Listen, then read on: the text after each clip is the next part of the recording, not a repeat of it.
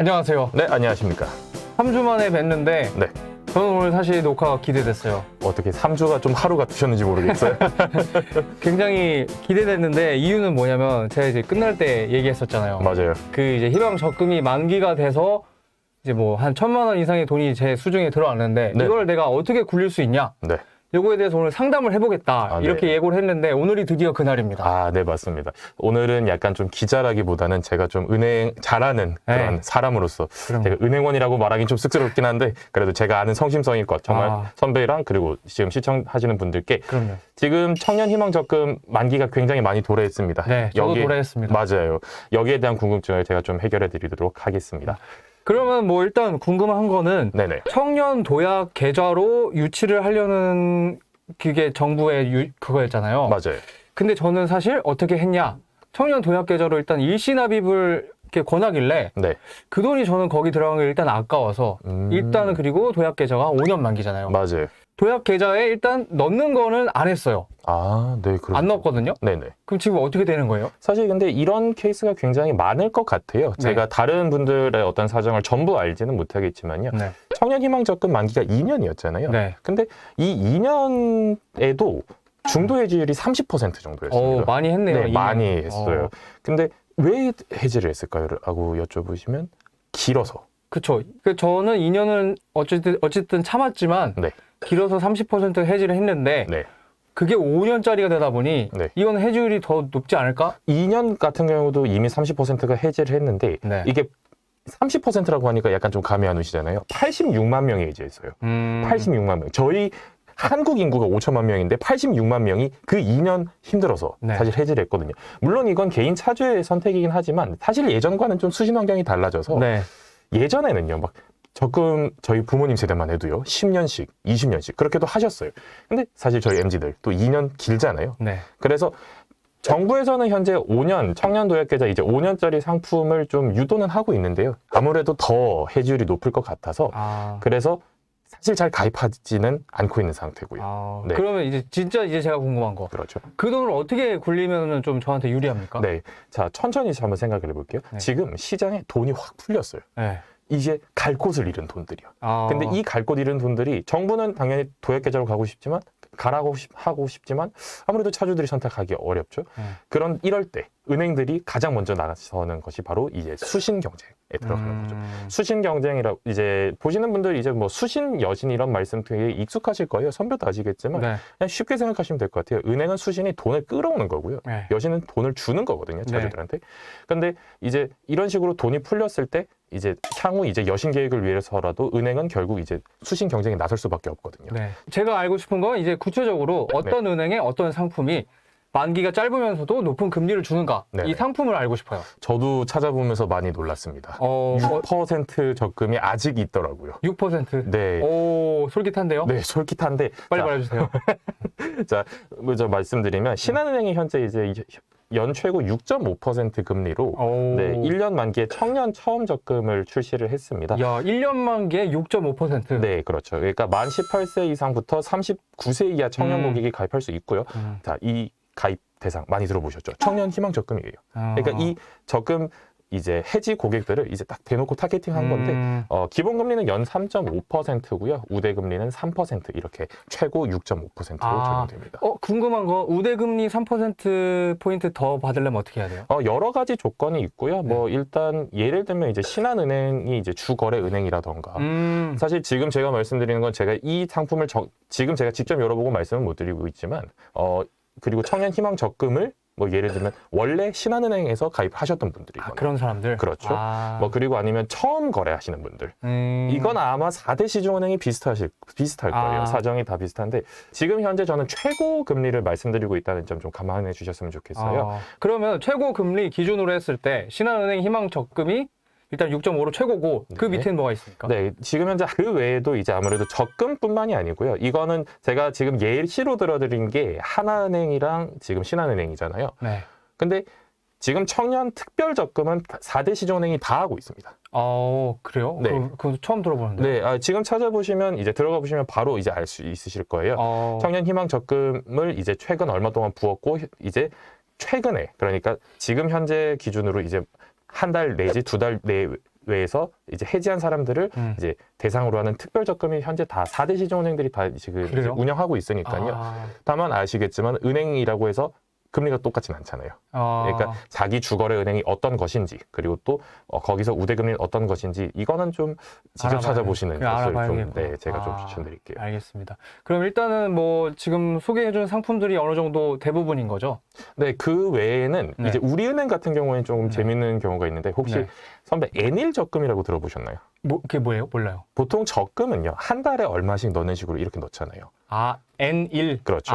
그러니까 저도 지금 쓰고 있어요. 31일 뭐 혹은 60일 뭐 90일 이런 식으로 좀 짧죠. 근데 대신에 매일 넣는 거예요. 매일 2만 원 내지 3만 원 정도의 돈을 매일 넣으면 거기에 이제 금리를 이제 적용받아서 이제 만기날 제가 받는 거거든요.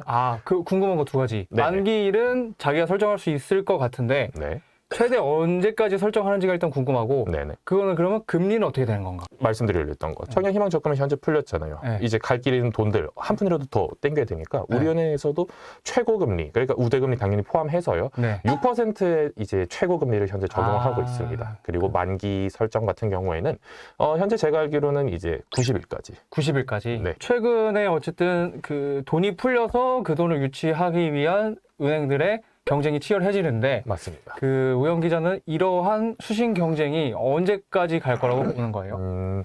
이거는 사실 제가 지금 이제 여러분들한테 뭐 이번 달이다 혹은 다음 달이다 이런 식으로 말씀을 드릴 수는 없을 것 같아요.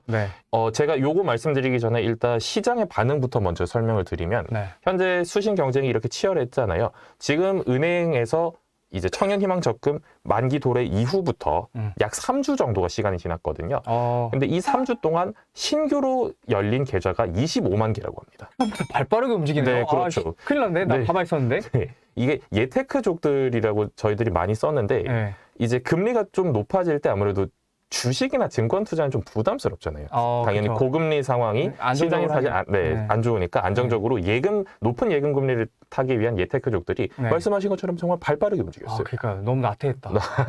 아닙니다. 지금 나태가 아니라 고민하는 차주들을 위해서 은행은 아직 문을 열고 있습니다. 그래요? 아직 기회가 있다? 네, 아직 기회가 있다. 알겠습니다. 지금 시청하시는 분들도 아직 기회가 있다. 근데 제가 이렇게 안타깝게 아직이라고 말하는 이유는 뭐냐면요. 내가 받는 수신, 예적금 금리 높으면 좋겠죠. 근데 은행들이요. 수신 금리가 높은 게 과연 달가울까요? 은행 입장에서는 달갑진 않죠. 네, 그렇죠. 거기도 기업이니까. 맞아요. 이렇게 드리면서 예시를 좀 들어드릴게요. 이제 현재 이제 시장 금리는 아무래도 하락세거든요. 그러니까 시장 금리라고 하면 이제 결국 채권 금리인데 채권 금리가 높을 때는 채권 금리가 높으면 그러니까 은행들이 돈을 끌어오는 통로는 채권을 발행하거나 예적금을 받거나 아니면 주식이거든요. 근데 주식은 이건 이제 시장 상황이 반영되니까 일단 빼고요. 채권이랑 수신인데 채권 금리가 그렇게 높진 않아요. 근데 이 상태에서 사실 수신을 높게 잡을 필요가 없거든요. 그래서 언제 어떻게 예적금 금리가 조금 하락세를 맞을지 아직은 모르는 상황. 그러니까 불투명하다. 그렇죠. 그러니까 지금 현재 높은 금리는 이런 청년희망적금 만기 도래라는 특수가 포함된 상황이기 때문에 나 좀 더 기다려볼까? 이거는 사실 전 추천드리지 않아요. 아까 옛날 얘기 좀 하나 제가 말씀드리려고 했는데 뭐죠? 요거랑 좀 비슷한 사례라고 저는 생각해서 일단 갖고 왔어요. 선배 혹시 레고랜드 사태 때 기억하세요? 그거 작년인가 재작년 있었던 거예요? 네, 재작년이었어요. 2022년 11월이었는데 이때 굉장히 좀 한국 경제가 많이 어두웠습니다. 그때 왜 그랬냐면 한창 한국은행이 기준금리 올렸었죠. 근데 그런 와중에 레고랜드 사태가 터지니까 자 레고랜드가 뭐 여러 가지 일이 있고 어쩌고 저쩌고 하는데 결국 결과는 뭐냐면 회사채가 얼었어요. 회사 채권이 얼어붙으니까 그러니까 그냥 은행채가 미친 듯이 이제 금리가 높아지겠죠. 근데 금융당국 입장에서는 회사채를 수요가 없으니까 그럼 회사들이 돈을 받을 길이 없어요. 아까 기준금리 높다고 말씀드렸죠. 회사가 돈이 필요한데 대출 받기도 부담스러워. 발행하는 채권도 안 팔려. 그럼 이제 생산 설비를 못 늘리니까 경기 침체 위험성이 이제 높아졌겠죠. 근데 그럼 차주들 입장에서도 회사채 당연히 안 팔리고 게다가 한국 기업에 대한 그 불신이 좀 많이 높았던 상황이거든요. 그럼 이럴 때 보통 사람들은 은행으로 가거든요. 은행 가서 이제 돈을 많이 맡겼던 거죠. 이때 4대 시중은행으로 빨려 들어간 돈이 1,066조입니다. 엄청나네요. 네. 이게 정말 심각했던 사태였거든요. 1,066조가 4대 시중으로 돌아갔어요. 근데 이게 1년 만기라고 말씀드렸잖아요. 네. 1년 만기가 돌아왔어요. 그렇죠. 그럼 어떤 일이 벌어졌을까요? 모르겠는데 어떻게. 자, 1년 만기 금액이니까 모든 이제 1066조라는 돈이 또 시장에 풀렸어요. 자, 지금 약간 데자뷰 느껴지지 않으세요?